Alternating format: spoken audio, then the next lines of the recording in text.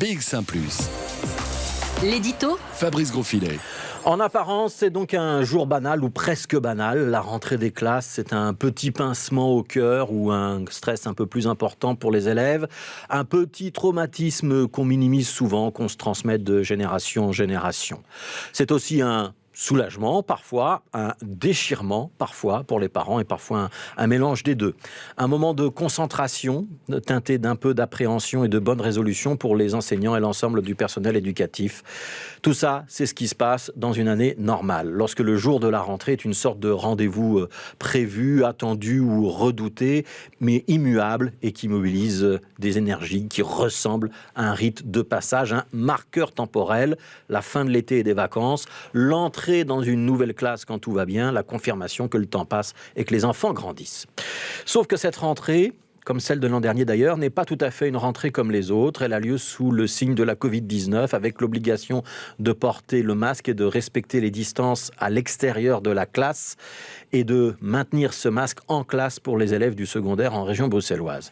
Des mesures qui sont annoncées comme temporaires, leur pertinence sera évaluée pour le mois d'octobre, mais pour l'instant, en septembre, elles sont bien d'application. Si je vous le rappelle ce midi, c'est par innocence, c'est parce qu'elles risquent fort de contraster avec les oubliettes de l'été pendant les vacances, une certaine innocence, insouciance, le masque, la distance, le lavage des mains étaient un petit peu oubliés. Nous sommes donc en septembre, la Covid est toujours là.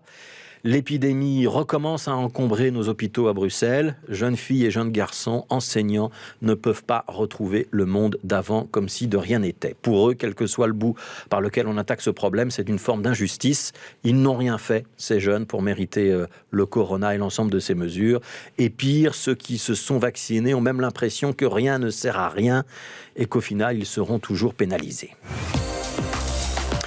Quand on regarde cette rentrée de l'extérieur, on aurait tort de minimiser l'impact psychologique de ces mesures. Parce que garder le masque dans les couloirs en primaire, l'imposer toute la journée dans le secondaire, ce n'est pas sans conséquence. Parce que c'est pénible, un masque, c'est chaud, ça gratte, ça nous éloigne les uns des autres. La communication est donc plus difficile entre élèves et enseignants.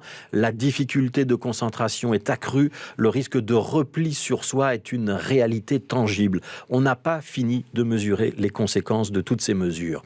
Ce qui nous incite ce midi à dire à la communauté de l'enseignement, élèves et enseignants donc, que oui, ces mesures restent nécessaires, que oui, proposer la vaccination dans les écoles est sans doute aussi nécessaire, et que oui encore, c'est vrai, les élèves, les enseignants sont les victimes d'un certain échec à enrayer l'épidémie. Pas des victimes directes, puisque le risque qu'ils soient gravement malades pour les jeunes ou les très jeunes est relativement limité, mais des victimes indirectes, puisqu'en leur imposant ces mesures, on évite surtout que le virus ne circule dans les écoles et qu'au départ de ces écoles, il ne se propage ensuite dans de nombreuses familles ou de nombreux quartiers. Il faudra donc un jour s'excuser auprès de nos enfants, pouvoir leur dire que ce qu'ils vivent n'est évidemment pas normal et que tous les grincheux qui prétendent toujours que c'était mieux avant, que l'école autrefois, ça avait un autre niveau d'exigence, que les élèves d'aujourd'hui n'apprennent plus grand-chose, bref, que tout ce genre de commentaires n'ont sans doute jamais été aussi déplacés que cette année.